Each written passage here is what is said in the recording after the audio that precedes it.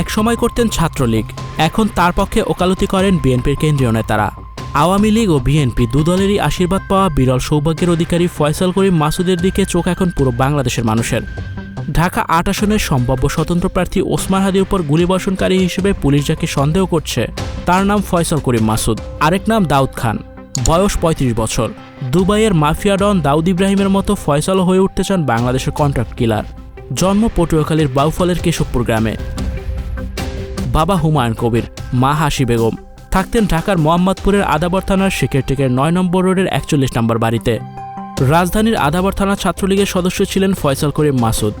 Social মিডিয়ায় কেউ কেউ অবশ্য বলছেন তিনি ছিলেন আদাবর থানা ছাত্রলীগের সভাপতি এবং ঢাকা মহানগর উত্তরের সহসভাপতি। তবে আদাবর থানা ছাত্রলীগের সাবেক সভাপতি রিয়াজ মাহমুদ সামাজিক যোগাযোগ মাধ্যমে জানিয়েছেন ফয়সাল কখনো আদাবর থানা কমিটিতে ছিলেন না। ছাত্রলীগের সদস্য পরিচয়কে ব্যবহার করে এলাকায় সন্ত্রাসের রাজত্ব গড়ে তোলে ফয়সাল করিম মাসুদ।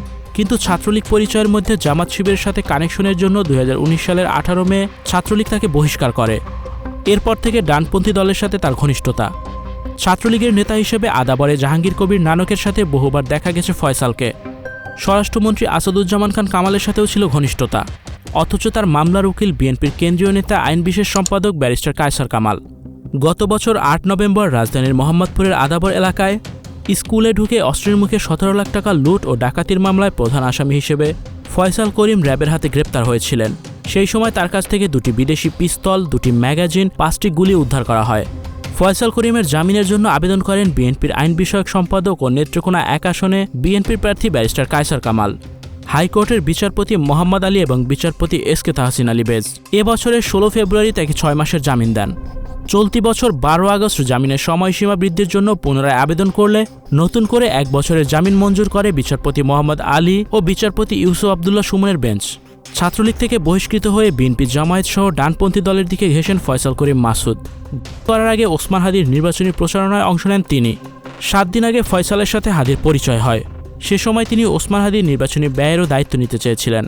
সেই সূত্র ধরে ৯ ডিসেম্বর ইনকিলাব কালচার সেন্টারে হাদির পাশে বসে নির্বাচনী কৌশল নিয়েও আলোচনা করেন তিনি। পরিচয়ের ৭ দিনের মধ্যে ওসমান হাদি তার উদ্দেশ্যে করেন ফয়সাল। নির্বাচনী প্রচারণার মধ্যে পয়েন্ট ব্ল্যাঙ্ক রেঞ্জ থেকে 7.65 মিলিমিটার পিস্তল দিয়ে করেন হাদির মাথায়। তিনি এখন হাসপাতালের বিছানায় মৃত্যুর সাথে পাঞ্জা লড়ছেন। প্রার্থনায় গোটা দেশ, অপেক্ষায় হাদির ফিরে আসার।